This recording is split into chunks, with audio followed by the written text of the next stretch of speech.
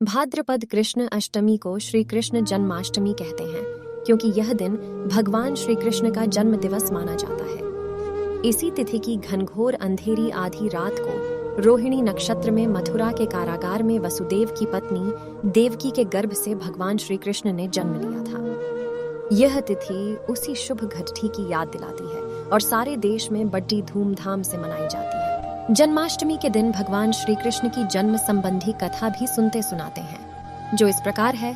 द्वापर युग में भोजवंशी राजा उग्रसेन मथुरा में राज्य करता था। उसके आतताई पुत्र कंस ने उसे गद्दी से उतार दिया और स्वयं मथुरा का राजा बन बैठा। कंस की एक बहन देवकी थी, जिसका विवाह वसुदेव नामक यदुवंशी सरदार से हुआ था। एक समय कंस अपनी बहन देवकी को उसकी ससुराल पहुंचाने जा रहा था। रास्ते में आकाशवाणी हुई, हे कंस, जिस देवकी को तू बड़े प्रेम से ले जा रहा है, उसी में तेरा काल बसता है। इसी के गर्भ से उत्पन्न 8वां बालक तेरा वध करेगा। यह सुनकर कंस वसुदेव को मारने के लिए उद्यत हुआ। तब देवकी ने उससे विनय पूर्वक कहा, मेरे गर्भ से जो संतान होगी उसे मैं तुम्हारे सामने ला दूंगी। बहनोई को मारने से क्या लाभ है। कंस ने देवकी की बात मान ली और मथुरा वापस चला आया। उसने वसुदेव और देवकी को कारागृह में डाल दिया। वसुदेव देवकी के एक एक करके 7 बच्चे हुए और 7 को जन्म लेते ही कंस ने मार डाला। अब 8वां बच्चा होने वाला था।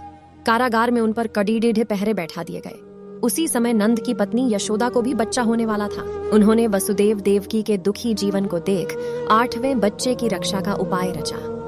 जिस समय वसुदेव देवकी को पुत्र पैदा हुआ, उसी समय संयोग से यशोदा के गर्भ से एक कन्या का जन्म हुआ, जो और कुछ नहीं सिर्फ माया थी।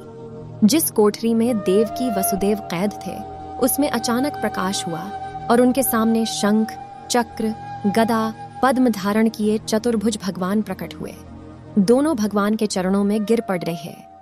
तब भगवान ने उनसे कहा, अब मैं पुनः नवजात शिशु का रूप धारण कर लेता हूँ। तुम मुझे इसी समय अपने मित्र नंद जी के घर वृंदावन में भेजाओ और उनके यहाँ जो कन्या जन्मी है उसे लाकर कंस के हवाले कर दो। इस समय वातावरण अनुकूल नहीं है, फिर भी तुम चिंता न करो। जागते हुए पहरेदार सो जाएंगे। कारागृह के फाटक अपने आप खुल जाएंगे और उफनती अथाह यमुना तुमको पार जाने का मार्ग। उसी समय वसुदेव नवजात शिशु रूप श्री कृष्ण को सूप में रखकर कारागृह से निकल पड़ी है और अथाह यमुना को पार कर नंद जी के घर पहुंचे।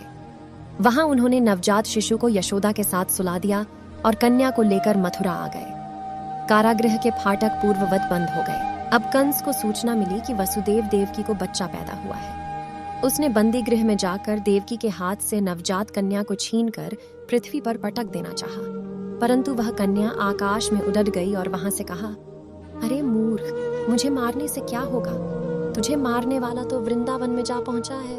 वह जल्द ही तुझे तेरे पापों का दंड देगा। यह है कृष्ण जन्म की कथा। ऐसे ही जानकारी के लिए हमें सपोर्ट करें।